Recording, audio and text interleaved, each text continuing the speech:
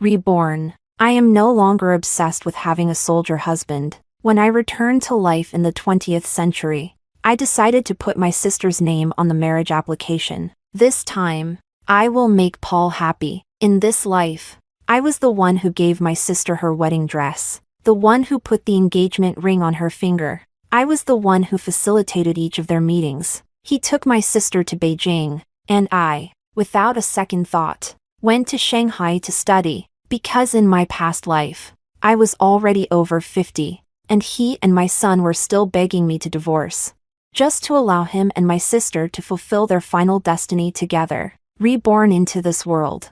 I only want to soar high and no longer worry about love. Chapter 1. Just fill it out and give it to me. Paul impatiently tapped the desk. I stared at the marriage application, my fingertips lightly brushing the rough edge of the paper, my thoughts wandering aimlessly. In my past life, I had filled out my name on this form as if it were a sacred decree, and then, with great excitement, dragged Paul to buy wedding candy. But instead of gratitude, I was met with a scolding, all because he was eager to return and cook brown sugar water for Camila, who was on her period. I half-heartedly responded, I know. I glanced up at his impatient expression and the hand that kept checking the time. Today, he was wearing a white shirt, sleeves rolled up to his elbows, revealing his well-defined forearms. I remembered that Camila loved this look on him, saying it made him appear clean and fresh. You go ahead if you're busy. I forced the bitterness down and tried to sound casual. I'll submit it once I'm done.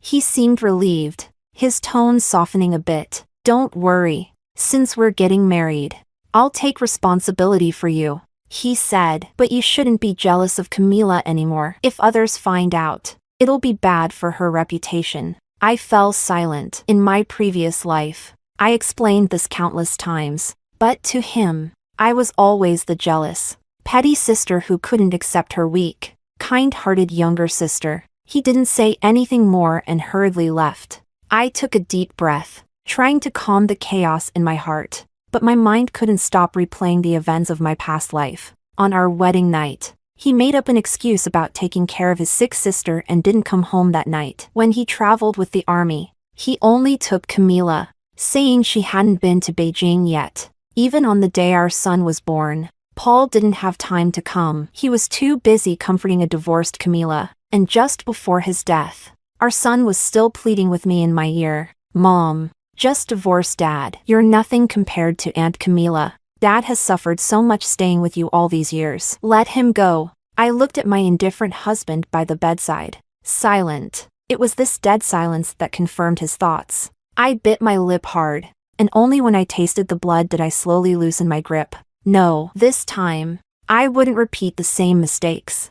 I picked up the pen and slowly wrote one name in the applicant field, Camila. Paul, since you love her so much, then have it your way. I handed the completed application form to the staff, took the marriage certificate, and walked out of the civil affairs office. I wasn't sad. In fact, there was an indescribable sense of liberation. Chapter 2. In my previous life, after our parents passed away due to work, Camila and I were adopted by the Liu family. Camila was sweet-talking and good with words, so the Liu family treated her even better than their own daughter. Liu's mother had long been scheming to marry Camila off to Paul, but Camila, with a simple "I don't want to fight with my sister," made Paul willingly marry me. In reality, she just wanted to keep Paul dangling. After all, at that time, Paul was only a company commander, and she was waiting for something better. I went to the school, asked about the necessary preparations for university,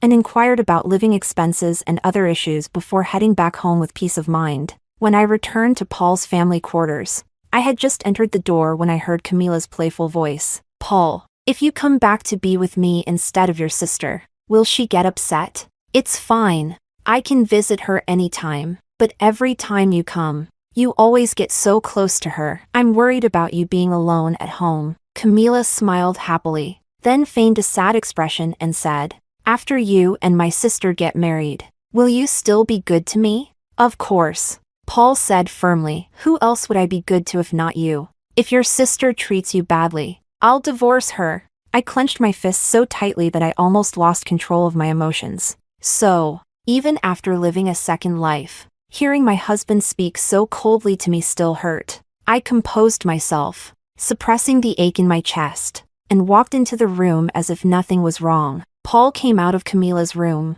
a hint of awkwardness on his face. I just saw that Camila wasn't feeling well, so I went in to check on her. I gave a faint and turned to leave for my room. In my previous life, I'd fought with him countless times over his ambiguous behavior with them. This time, I didn't want to waste time or energy on it. He stopped me. Rita, how about we buy some wedding candies and distribute them to the wives in the staff quarters? I looked at him in surprise. Then I thought, he must be trying to make it up to me by doing something because I wasn't causing a scene. No need. There's no point in these formalities. He was stunned for a moment, probably unable to imagine that I would actually turn down the suggestion. Is it because you're upset that Paul is taking care of me? Camila walked out of the room, looking wronged and innocent. She was wearing the linen suit that I had specifically bought for our wedding photos. It was the most popular outfit in the 1950s. I had saved up for half a year to buy it in my previous life, but never dared to wear it.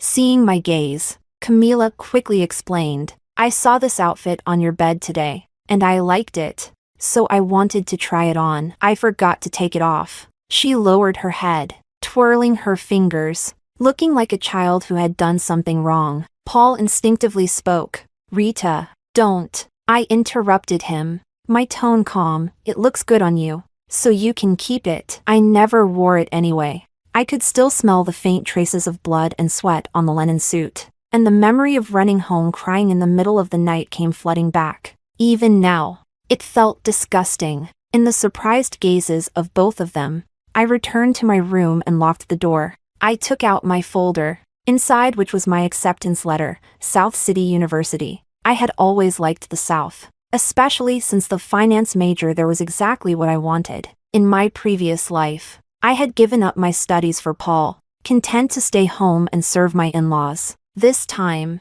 I was lucky to have the chance to live for myself. I looked at the calendar. There were only 10 days left until I could leave this place. Time was tight, but I had to make the most of every moment to prepare. A knock on the door interrupted my thoughts. Annoyed, I opened it. Paul stood there with a bowl of noodles, his tone gentle. You must be hungry. I made you some noodles. For a moment, I felt a strange sense of nostalgia. In my past life, he was either cold and distant or harsh with his words. This warm, affectionate Paul was someone I hadn't seen in a long time. No thanks. I ate outside. Impossible, he said. You've always been too stingy to spend money. His words stung. I used to be stingy, saving every penny, spending most of my part-time earnings on him, buying him things. But now, as I was about to go to university, I had many more expenses to think about, and every penny had to be carefully considered. I looked up at him, my tone calm. I remember a few days ago, I gave you 50 yuan to buy wedding supplies. It seems you didn't buy anything. Please return it to me. Chapter 3. He froze for a moment, then awkwardly explained. That money, I used it to buy Camila some little leather shoes.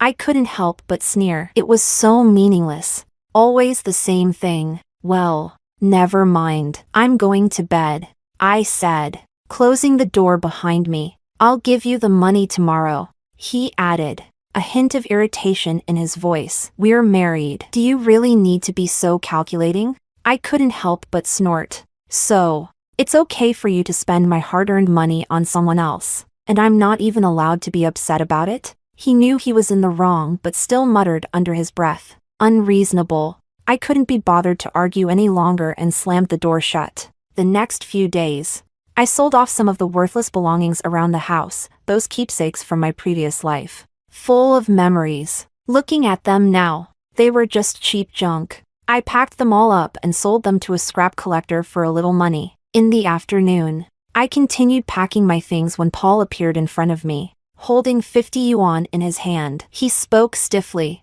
Here's your money. I took the money and nodded. Thank you. He looked at me with a complicated expression, his gaze drifting to the suitcase I was packing. I planned to have Camila go with me to Beijing with the army first. You don't need to keep packing, I didn't stop packing and nodded. He seemed a little uneasy with my attitude, unsure of how to handle it. "What's wrong with you lately? You're like a different person." I turned my head in impatience, not wanting to get into it. Although Paul didn't love me, if he found out that Camila's name was on the marriage application, he might just renew our marriage for her sake. I had no intention of getting involved with that pair of scoundrels again. "It's nothing. I just want to pack my things," I said. "When you go to Beijing, I'll move back to the countryside." He let out a relieved sigh and explained, "It's not that I'm not letting you go with me. It's just that Camila has never been to Beijing, and she wants to see it. I'll come get you in a few months." I nodded absent-mindedly. In my past life, he never came to get me for 8 years. It wasn't until Camila married a division commander that he finally took me to Beijing out of frustration. He seemed unaccustomed to me now, since I usually chattered on whenever we were alone. Now, I barely spoke, and he grew restless. "You've always wanted to take wedding photos, right? Let's go to the photo studio tomorrow." That wouldn't work. Tomorrow, I planned to go buy supplies for university. Just as I was thinking of an excuse, Camila walked in, snuggling up to Paul's arm. "Paul, what photo studio? I want to take photos too." Paul smiled and ruffled Camila's hair. "All right, let's go tomorrow. You two go ahead. I have something to do tomorrow," I said. Paul furrowed his brow. What could be more important than taking wedding photos? "Go ahead and take the photos. I'll go with you to buy things afterward." His tone was firm, as if it left no room for refusal. Camila pouted. "Are you not going because of me?" I didn't want to argue any further, so I nodded in agreement to go. Early the next morning, I heard Paul in Camila's room, coaxing her to get up. The bright red numbers on the calendar reminded me that there were only 4 days left. In 4 days, I would finally be free of this life. When I was on the verge of impatience, they slowly emerged from the room. Paul, ever so considerate, had prepared hot water and was personally washing Camila's face. I couldn't believe I'd been so blind in my previous life, thinking that if I married him, he would treat me the same way. I was lost in thought when Paul awkwardly walked over to me, holding a ring in his hand. "The neighbors said it's trendy to wear wedding rings now. I bought one for you." I didn't take it. In my past life, there was no ring like this. As soon as Camila saw it, she immediately pouted.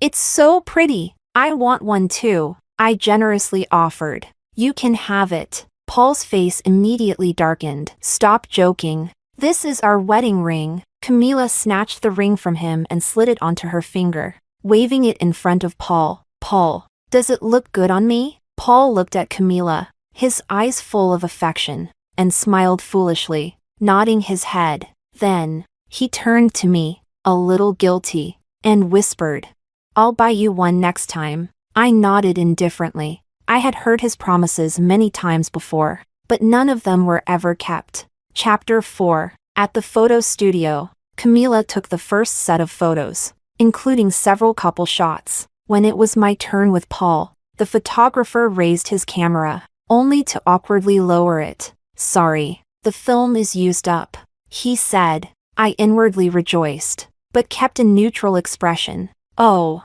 that's fine," I replied. After we left the studio, Paul pulled a train ticket from his pocket and handed it to me. It was for a seat to Beijing, scheduled 4 days from now. "I didn't mean to leave you behind," he said. "I'll go ahead to settle in, and I'll be waiting for you in Beijing." It takes 3 days and nights to get to Beijing from here, and I couldn't understand how he thought I'd manage. Moreover, there was only one slot for a military spouse. Where would he have me stay? But asking now wouldn't yield a satisfying answer. When I accepted the ticket, Paul visibly relaxed. "Don't worry. Even if you don't stay in the military compound, you're still my only wife," he said. "I'll treat you well. I just consider Camila as a sister." I softened a bit at his words. How long had it been since I heard him speak so gently? Suddenly, a truck came around the corner, speeding straight toward us. Paul pulled Camila into his arms and dodged the vehicle. In the confusion, I was pushed. I froze in place, unable to move. As the car came barreling toward me, the vehicle swerved at the last second, hitting me and dragging me along. Pain surged through me, and I felt dizzy, cold sweat beading on my forehead. The driver hurriedly jumped out of the car, stammering, "Miss, are you okay?" A crowd gathered around, pointing and murmuring. My gaze cut through the onlookers, fixing on Paul. He was comforting Camila, completely unaware of what had just happened to me. Or perhaps he noticed and just didn't care. I smiled bitterly, and the last shred of hesitation in my heart disappeared. So this was what he meant by "I'll treat you well in the future." The driver took me to the hospital. After a series of checks, I learned I had only superficial wounds and some minor internal displacement. Lying in the hospital bed, my body ached, but my mind was strangely calm. Late into the night, Paul entered with a fatigued expression. When he saw that I was awake, he looked flustered for a moment. "Rita, how are you feeling? Is it better?" I gave him a cold look but said nothing. He rubbed his hands together, looking uneasy, and started explaining. Camila was a bit too scared, and I was with her the whole time. So, under my gaze, he awkwardly fell silent. "Rita, listen to me." The situation was urgent. Camila was closer to me, so I instinctively.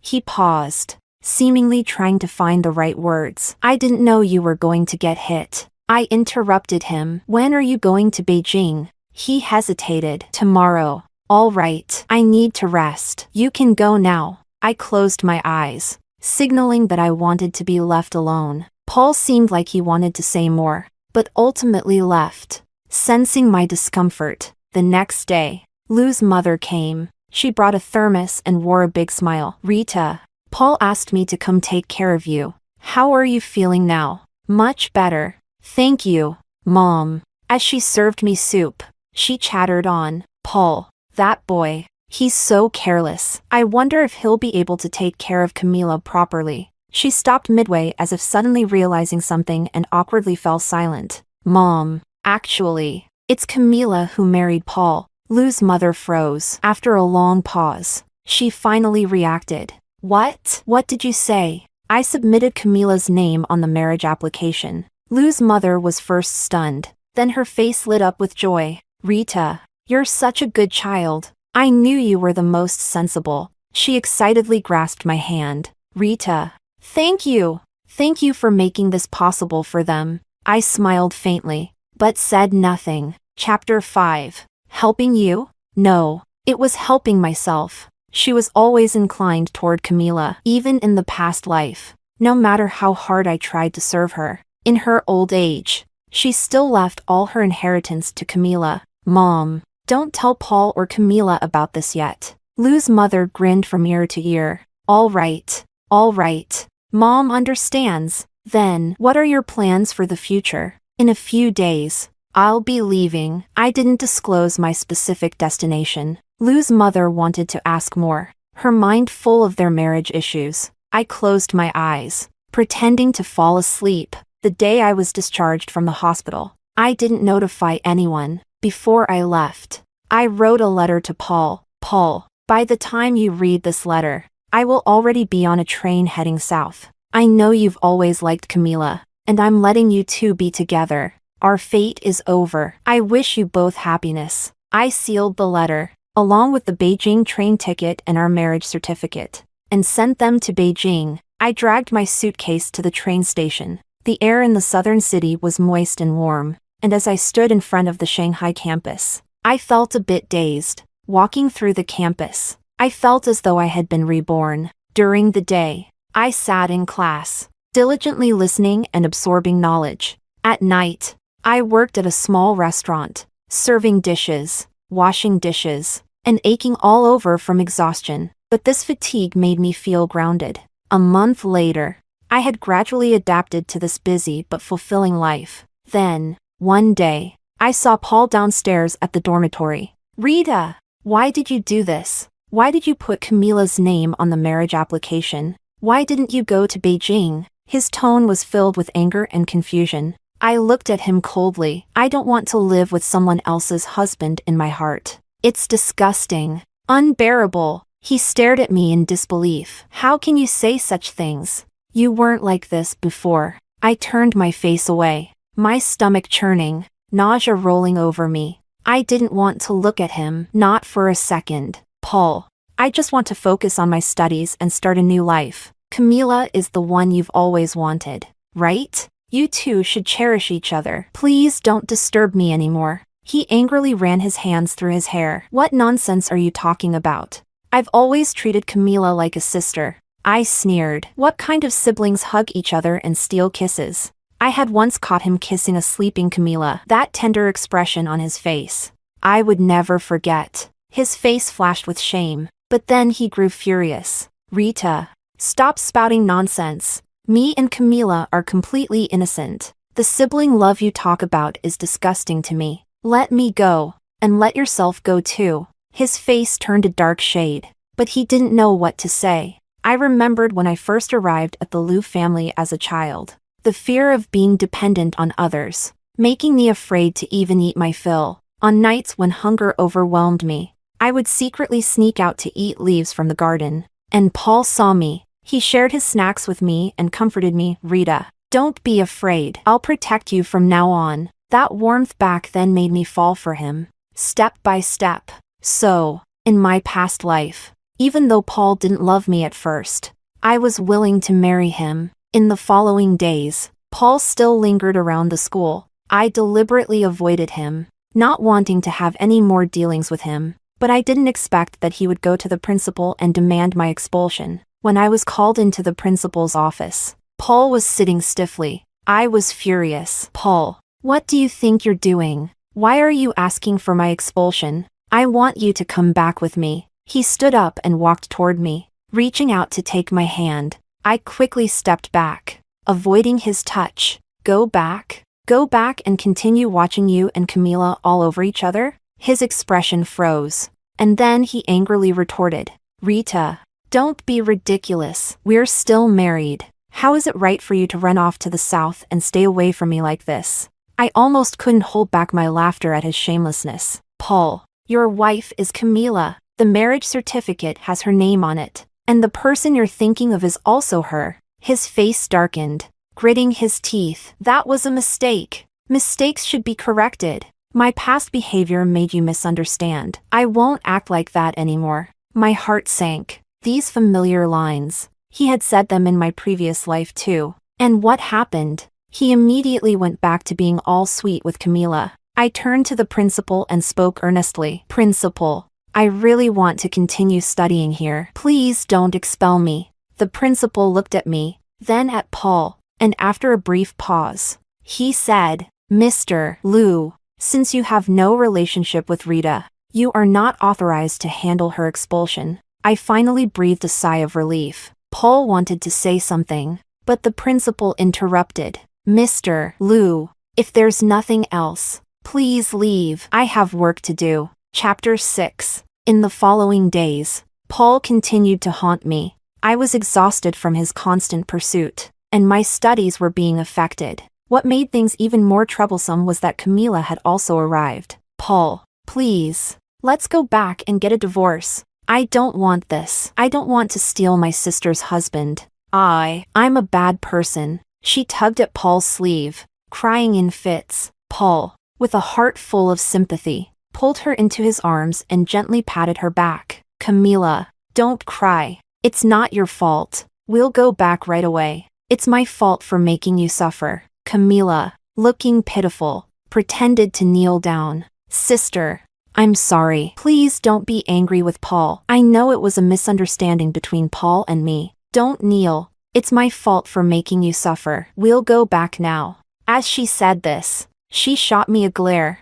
her eyes accusing me of being unreasonable. A crowd of students had gathered around, whispering and pointing fingers. I couldn't be bothered to watch this drama anymore, so I turned and left. If they wanted to put on a show, let them. I had no intention of playing along. Camila certainly had some influence. Paul didn't come back that day. I threw myself into my studies and joined the school's math club, where I met Sam. He was tall and thin, wearing a pair of black-rimmed glasses, and he had a sunny smile. He was very good at math and often helped guide me. So over time, we became more familiar, just when I thought my life was finally on track. Paul's letters started arriving. one after another, persistent as ever. Rita, are you still angry with me? I know I was wrong. Come back. Rita, Camila is pregnant. The child is mine. I know it's hard for you to accept, but please believe me. You're the only one in my heart. Rita, there should be a limit to your anger. What do I need to do for you to forgive me? I tore his letters into pieces and threw them in the trash. I didn't know what made him think I would change my mind. Maybe he just had thick skin. The smell of oil and smoke filled the air at the part-time restaurant as I quickly cleaned the tables. I looked up and saw Sam sitting in the corner. He smiled at me. I quickly averted my gaze and continued working. After my shift ended, he was still sitting there, with several untouched dishes in front of him. Come eat with me. He gestured to the seat across from him. I've already eaten. I tried to decline, but my stomach betrayed me with a loud growl. He chuckled softly. Don't be shy. Come sit down. Unable to resist his hospitality, I sat down across from him. A clay pot filled with hot soup bubbled away, and the warmth drove the chill from my body. I dug in, completely ignoring my image. Slow down. No one's going to steal your food. Halfway through eating, I suddenly felt an itch at the tip of my nose. When I looked up, I saw Sam smiling at me, holding a grain of rice in his hand. Do you want to eat my face too? He teased. I blushed, quickly lowering my head. I knew he liked me. His eyes made it very clear. But right now, all I wanted to do was focus on my studies. Everything else could wait. The winter holidays arrived, and Lou's mother called me one after another, urging me to come home for the new year. After all, they had raised me, and I couldn't be too heartless. After much thought, I bought a ticket and, carrying a bag full of gifts, returned to East City. As soon as I entered the Lou family's gate, I heard a sharp voice yelling, "Paul, what's going on? I'm telling you, I'm pregnant with your child. I'm not here to be mistreated." I froze in place, only to see Camila, her large belly swollen, shouting at Paul. Paul's face turned pale, but he didn't dare to argue. He could only appease her in a low voice. Camila, calm down. The doctor said you can't get too emotional. It's bad for the baby. I want that coat. Go buy it for me right now. Camila, I'll get it for you next time, okay? This month's allowance is all gone. Paul carefully helped Camila sit down. You're useless. Still just a lieutenant colonel. You're not even giving the money to your sister? Paul's expression darkened. Camila, stop talking nonsense. I've already cut ties with her. Cut ties? Do you think I'm stupid? You write to her every now and then. Do you think I don't know? You don't have me in your heart at all. All you think about is her. Chapter 7. Camila cried and screamed, pounding her fists against Paul's chest. Paul, looking impatient, said, I told you. I didn't do anything. I stood at the door, watching the scene before me, feeling nothing but absurdity and laughter. In my past life, he hid his contact with Camila from me. In this life, he was hiding his letters to me from Camila. In the end, he was just someone who wanted to have it both ways. Never truly loyal. Lou's mother was the first to notice me. Rita, you're back. Come help talk to Camila. Her temper's getting worse. She grabbed my hand, her tone somewhat ingratiating. I pulled my hand back and said indifferently, I'm tired. I'll go rest in my room first. Lou's mother froze for a moment, but didn't say anything further. She turned and continued to coax Camila in a low voice. She was so different from the domineering woman I remembered. Back in my room, I dug out the New Year's gift Sam had given me from my luggage, a red cashmere scarf.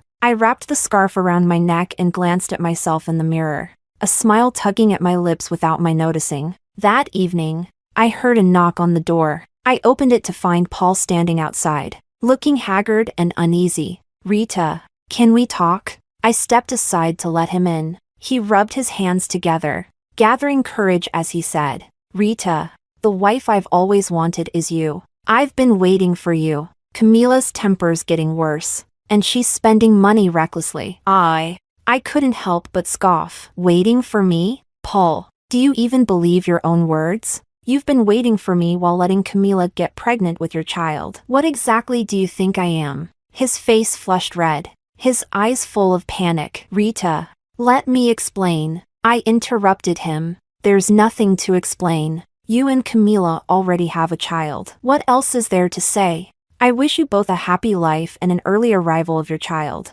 He remained silent for a few seconds, as though recalling something. I've been having dreams lately. Dreams where the woman I marry is you. You're gentle and virtuous, always taking care of my parents back in the old house. He paused, his tone tinged with pain. But in the dream, my heart belongs to Camila. I neglected you, hurt you. I'm such a jerk. And then my son and I were pressuring you to divorce. I was shocked. He actually dreamed of our past lives. He covered his face in distress. I'm sorry for how I treated you then. I want to make it up to you. Suppressing my fury, I spoke coldly. If you really want to make up for it, then go live your life with Camila. Stop coming to bother me. It'll be better for both of us sisters. His gaze dimmed, and there was a trace of reluctance in his voice. But I still feel like you should be my wife. My patience finally ran out, and I firmly said, Paul, it's time for you to go. These aren't the words you should be saying, nor the place you should be. He stood up despondently and walked out of my room with heavy steps. I watched his retreating back, feeling no emotions stirring inside me. In both lives, he had always wavered between two women, greedily wanting to have it all. The next morning, I packed my things and knocked on Lou's mother's door. I handed her a bank card, saying calmly, "Thank you for taking care of me all these years. This card contains the money I've saved over the years. Consider it my way of repaying your kindness in raising me." Lou's mother froze for a moment, trying to refuse. "Rita, this really isn't necessary. Take it," I said, lifting my luggage. "I've got some things to handle at school, so I'm leaving now." Without looking back, I walked out of the Lou family home, feeling no attachment. At the ticket window, the line was long, and when it was finally my turn, there were no more tickets to the South City. When I checked, the next available ticket wouldn't be until the day after tomorrow. Frustrated, I ran my fingers through my hair. Where could I go now? I couldn't sleep on the streets, could I? Just as I was at a loss, Sam appeared in front of me, carrying bags. "Rita!" His face lit up with a surprised smile as he quickly walked over. I was a bit surprised too, smiling as I greeted him. "Sam, what a coincidence. Are you from East City too?" "Yes," he replied. "And you? Do you have nowhere to go?" His tone was filled with concern. "Then how about you come spend the new year at my place?" I froze for a moment, quickly waving my hands. "I couldn't possibly." He smiled and said, "What's the big deal? It's just me and my grandmother at home. It's pretty quiet. You'll liven things up a bit. Plus, I can't leave you alone during the new year. I'd be worried." He paused and then added, "Please, Rita, think of it as keeping my lonely grandmother company. She's all alone at home, and it's so boring for her." He put on a pitiful expression, making me unable to hold back a laugh, unable to refuse his hospitality. I finally agreed. Chapter 8. As soon as I stepped out of the station, a cold breeze hit me, and I instinctively pulled my coat tighter around myself. Seeing this, Sam immediately took off his coat and draped it over my shoulders. A faint woody fragrance lingered in the air, filling my senses. "Cold, isn't it? East City is much colder than South City," he said. I shook my head, though a warm feeling surged in my heart. Sam's home was in the old district of S City, a quaint two-story house full of character. As soon as we entered the yard, the smell of delicious dumplings filled the air. An elderly woman with silver hair stood at the kitchen door, smiling as she looked at us. "Sam, you're back. And this is..." Her gaze fell on me, and she smiled brightly. Well, looks like you've brought home a beautiful lady this year." I couldn't help but lower my head, a slight blush coloring my cheeks. "Grandma, this is Rita, my friend," Sam introduced with a smile. Good. Come in and warm up." Grandma Sam was busy cooking dumplings, while Sam helped carry my luggage to the guest room. The guest room wasn't big, but it was clean and tidy. The bedding had the comforting smell of sunshine. "You rest for a while. The dumplings will be ready soon," Sam said gently as he set down the suitcase. I nodded and sat on the edge of the bed, gazing out at the falling snow. A sense of peace and tranquility, like never before, filled my heart. Perhaps this was what it felt like to be at home. That evening, we sat around the dining table, enjoying the steaming dumplings. Grandma Sam kept serving me more food. "Rita, you should come here often. You're always welcome at my place," she said warmly. I smiled and nodded, my heart full of warmth. After dinner, Sam suggested we take a walk in the nearby park. The park was nearly empty in the winter, with only a few couples nestled together, enjoying the rare peace. We walked slowly along the lake, neither of us speaking. The snow gently fell, covering us like a thin veil. "Thank you, Sam." I broke the silence and spoke softly. "Thank me for what?" "Thank you for taking me in, for giving me a warm place to stay." Sam looked at me and teasingly said, "Then, how about you show your gratitude by becoming my girlfriend?" I froze for a moment, then playfully snorted. "Dream on." Though I said that, a slight ripple stirred in my heart. "Then tell me, how should you repay me? After all, I'm the hero who rescued you from the troubled waters at the station," he said in an exaggerated tone. I couldn't help but laugh at his dramatic words and feigned seriousness. "A hero? I think you're trying to extort me," I said, pretending to scold him. He pretended to think for a moment and then, with great seriousness, said, "Let me think. How about you cook for me every day until school starts?" I couldn't help but roll my eyes. "You wish. My cooking is nothing special." He smiled and looked at me with twinkling eyes. "No worries. I'm not picky. And even if your cooking's bad, I'll eat it all," he added. His cheeky attitude made me laugh in spite of myself. "Is this how you show gratitude? It looks more like you're trying to take advantage of me." "Aw, looks like my charm isn't enough." He sighed dramatically, then suddenly leaned in closer. "Then maybe I should try harder?" I felt my cheeks flush and quickly stepped back. "Why you don't get any ideas?" Seeing me fluster, he couldn't help but laugh. "Just kidding," he said, reaching out to gently ruffle my hair. "Let's go back. Grandma must be worried." Back at Sam's house, Grandma Sam had already prepared hot ginger soup, saying it would help drive away the cold. I held the ginger soup in my hands, savoring the warmth, and for the first time, I felt a glimmer of hope for the future. Maybe, letting go of the past and starting over wasn't such a bad thing. On New Year's Eve, the sky outside was lit up with brilliant fireworks, illuminating the entire night. The deafening sound of firecrackers echoed in the air. I stood by the window, and for a moment, I felt as if I were in a different world. "Happy New Year, Rita." He was standing very close to me, and his warm breath brushed against my ear, sending a tingling sensation through me. I turned around and met his deep gaze. In that instant, time seemed to freeze, and my heart skipped a beat. "Happy New Year, Sam," I whispered back. He leaned in closer, his voice soft as he said, "I like you, Rita." Outside, the fireworks continued to explode in the sky, their dazzling colors reflected on my face and on Sam's.